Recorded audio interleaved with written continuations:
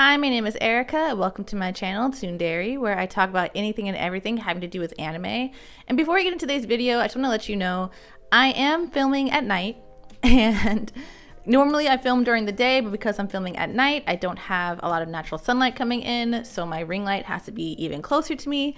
And as you can see, I wear glasses, so there's a good chance there's going to be a glare. I'm going to try my best to not have a glare, but it is what it is. I can't help that. I'm blind. So we're gonna just make this work. I also did not do my nails, so I'm too lazy to take off the rest of this black nail polish that's hanging by a thread. But anyway, that's not what this video is about. Today we're going to be talking about My Dress Up Darling. If you don't know what My Dress Up Darling is, it's an anime about two teenagers named Marin and Gojo who come together and form a sort of cosplaying duo where Marin wears the cosplays and Gojo designs and creates them.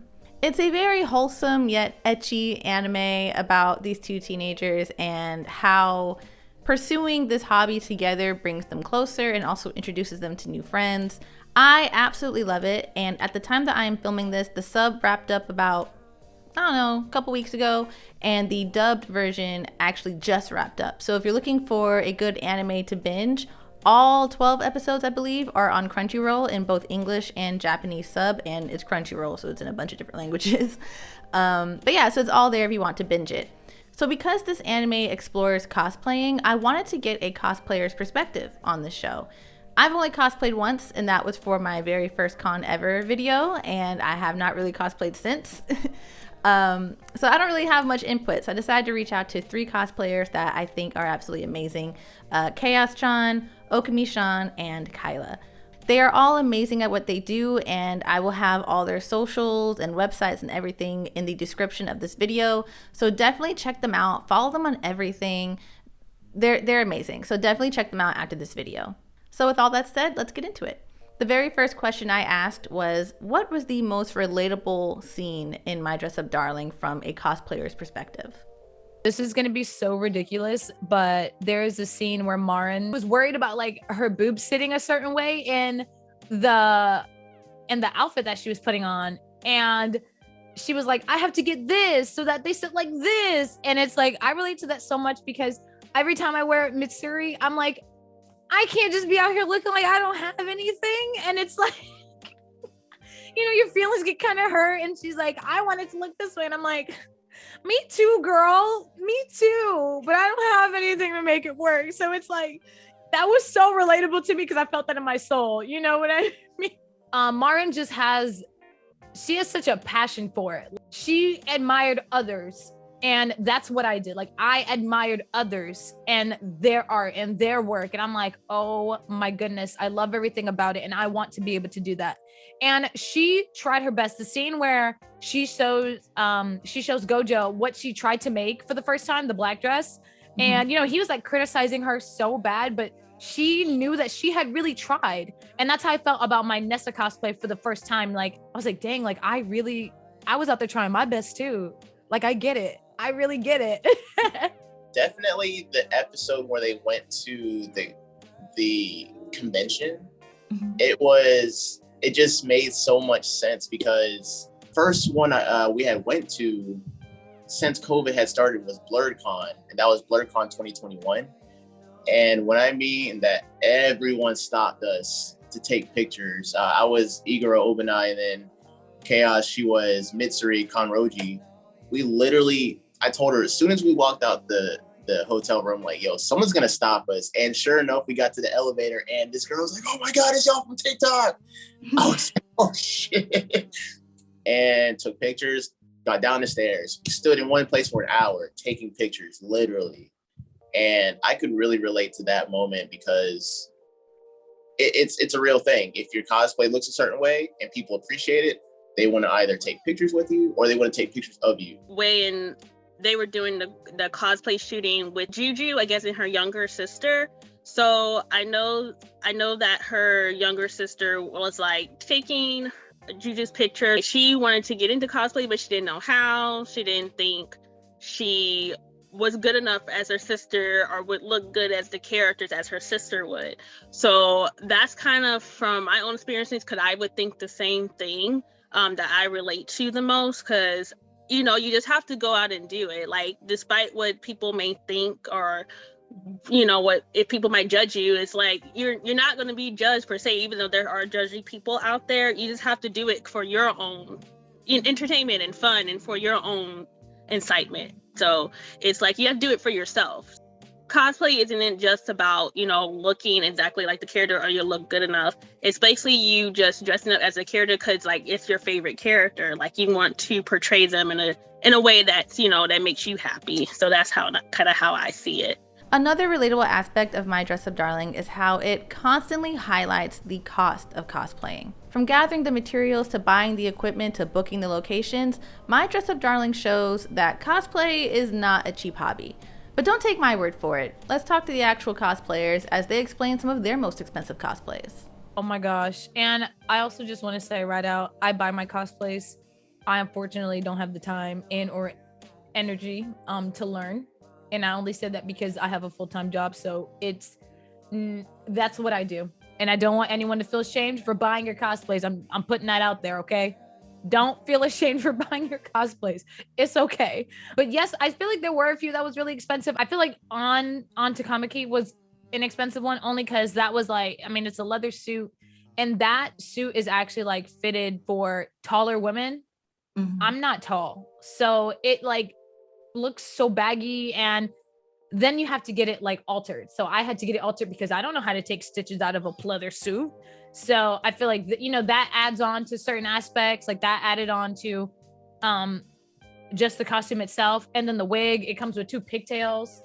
And then it's like, you got to buy scissors, you know, you got to buy stuff to fix the wig. And it's a lot. When people ask like, oh, can you cosplay this? I'm like, you have no idea.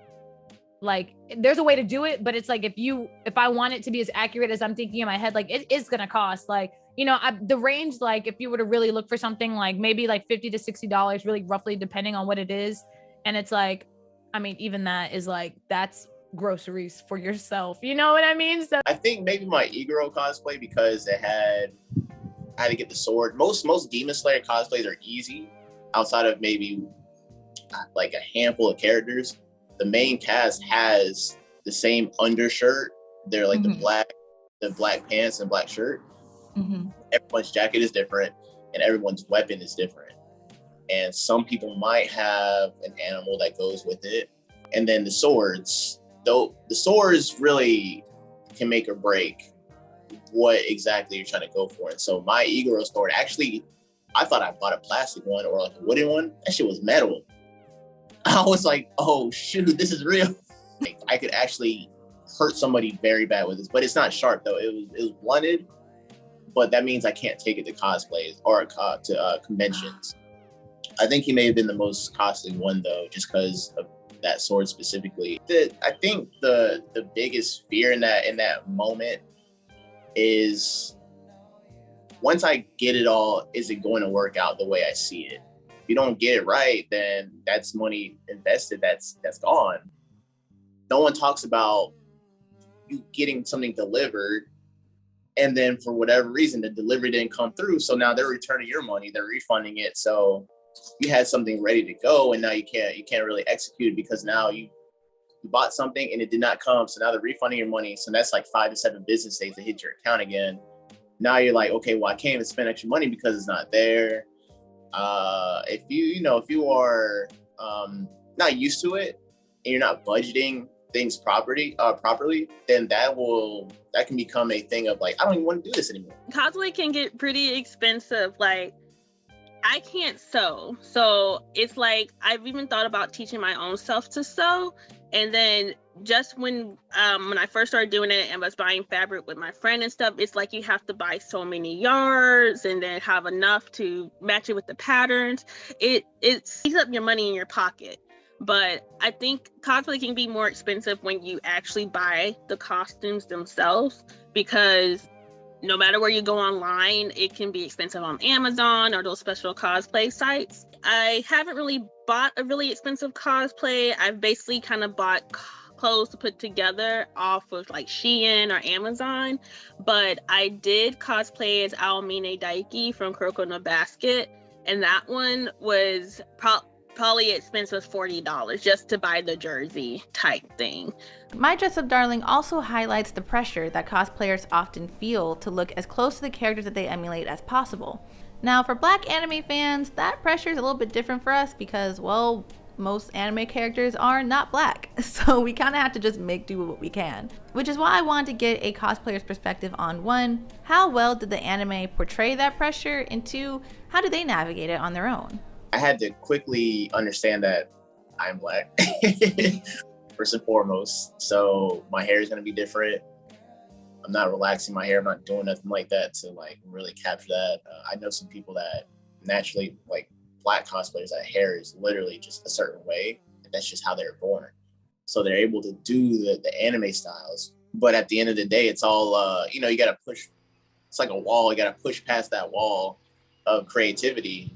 How are you going to make the difference in that compared to the next cosplayer? It's interesting because a lot of it is coming from the female's perspective, and seeing how my girlfriend has to overcome some of these hurdles, just different things that I'm picking up on only because I have that perspective, like not having a big enough chest, not being tall enough, not like having the head structure of this character, not having the hair for it. Now I gotta wear a wig. Like, these are things that as a woman, I'm not gonna speak too much on it because I'm not a woman, but from what I've seen, there's so much pressure because there's so many ways to go about. Like, if we look at the logistics of the anime, right?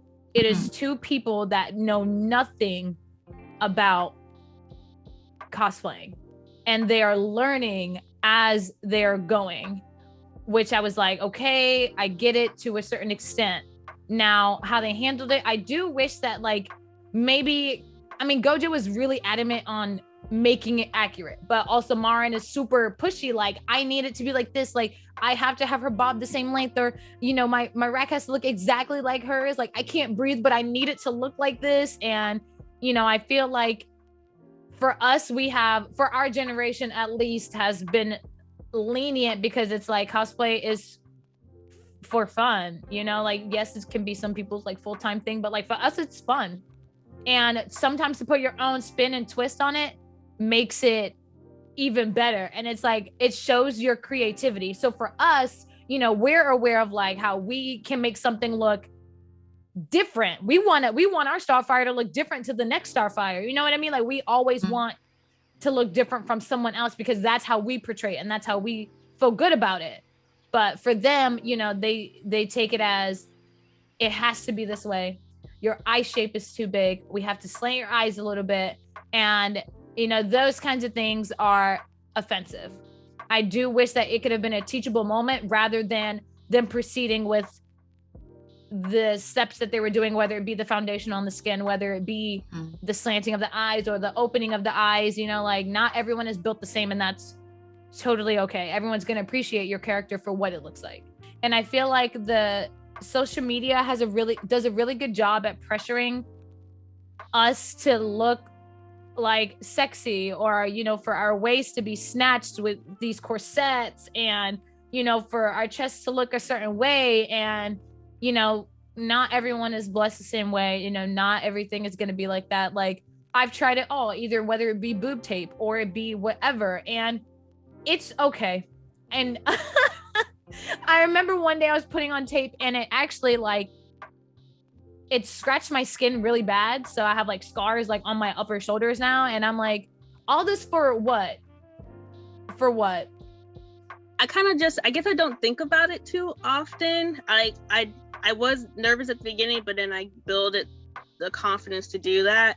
But I guess to get about it, I just do it. Like, I don't even care if, people start commenting bad things online. I haven't had an experience yet, and I hope not to have that experience with like people saying, oh, you don't look like you're supposed to look like the character, or that, like the discrimination of like, Black people or in Black women, especially like this character isn't Black. I'm like, okay, but I just go ahead and do it, and I try not to just think about it in a way. That's kind of how I take it on, because I just started wearing makeup so that way, you know, just to cover some of the blemishes and stuff, and then doing like eye makeup to try to do it my way to match the colors of the character.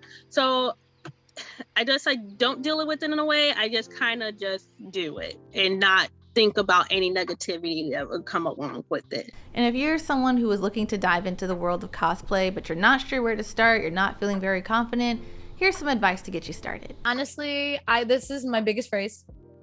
Just go for it. And it's so plain and it's so simple and it can be so dry. And some people are like, what? And I'm like, it was like me hitting the go live button for the first time. Like, just press the button. It's gonna be okay. Someone is gonna support you. Someone is gonna root for you. It might even blow up. God only knows, but you will have someone there for you that will support you in what you're doing. But I say just like, you know, do your research. You know, when you go to pick these characters, like I say, you know, have a little background on them. I always like, I never want to go out in public with a character that I don't know and they like say a line or something and I'm like, that's what they say. You know what I mean? Like, you know, you want to like make sure that like, you know, you have some knowledge about the character. I'm not going to say that you need to watch the whole anime. Like it might not be like that. Like maybe you just like kill a wolf because he's cute. Go ahead. Like live your best life, you know, and have fun doing it. And it doesn't always have to be exactly like the picture ever. Do your thing. What makes you feel comfortable is people are going to read it. People are going to know that you feel comfortable in what you have on. Definitely do it for you at the end of the day. And also find a mentor, someone that can give you insight on how to start up and how to just kind of like maneuver getting into it, because it's not something to rush into. So it definitely is a slow process, and it comes with having confidence in yourself. I know it's hard not to compare yourself to others. It's really hard. It's better said than done. But that's the first step you would have to do, not to compare yourself to how others do their cosplays, because when you start cosplaying for the very first time, you have to think how you would do it, basically, with like budgeting and like not having the money, which also was another problem with mine. It's like, I guess you would have to set aside a fund, like you're gonna do a set in your account, like, oh, I'm gonna set these funds for cosplay and then use it when I can. I would suggest to do that just to start off. Like I'll set $20 here or $10 here just to raise up the money, just to get onto that. Just be yourself and not be afraid to do it. I know it can be nerve-wracking, but also getting encouragement from your friends who are also within the anime community is key, because I know some people are afraid to do it because maybe, they want to lose weight or something like that. If you have friends like that, you can have them show you other people who cosplay of different sizes, and that probably will break you from being afraid to cosplay, actually. So there you have it, my dress up darling, but from a cosplayer's perspective. Thank you so much to KS-chan, Okami Shaun, and Kyla for volunteering to let me interview you. We actually spoke for a really long time. I think each interview I had lasted about an hour, and there was so much that didn't make it to this video because of time constraints. So look out for, maybe some other ways I'll be using that footage. But I just want to thank you guys for taking so much time out of your schedules. I really appreciate it. Like I said, follow them on TikTok, Instagram, Twitter, check out their websites, all that stuff. They're amazing at what they do, and they're also just really, really nice people. And don't forget to like, share, and subscribe to TsundEri. I'm trying to get up to 500 subscribers so that I can do my Eri cosplay from My Hero Academia, because her name is Eri, my name is Eri. it just kind of makes sense, right? Right. So if you want to see me do that cosplay, you got to get me up to 500 subs. We're almost there. We're getting there. But we're not quite there yet. Also, don't forget to follow me on Facebook. Oh my God, Facebook? I haven't been on Facebook in forever. Your girl is tired. Also, don't forget to follow me on... Damn, what am I on? Also, don't forget to follow me on Twitter and Instagram at @TsundEri and on TikTok at @_TsundEri. And that's all I have for you today. Thanks for tuning in, and I'll see you next time.